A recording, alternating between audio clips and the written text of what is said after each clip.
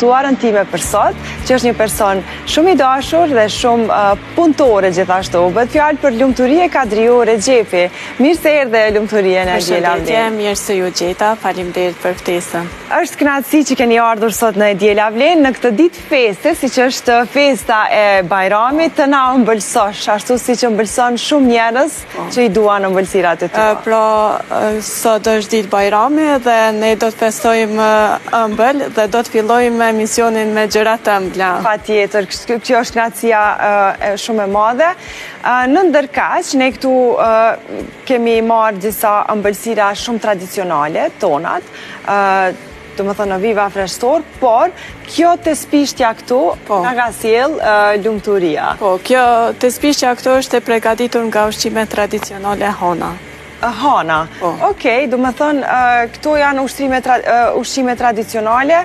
Zakonisht festat e Bajramit i presim me ëmbëlsira tradicionale, si që janë baklavat, apo tespishtet, hallvet. Po, e veçanta e këtyre gjërave që pishohem këto dhe kësaj që kena me përgatitë që është hallvja, është se në kohët e mëhershme hallvja ka qenë ushqim që është servir zakonisht për festa, ose për raste ngushëllime, ose kështu.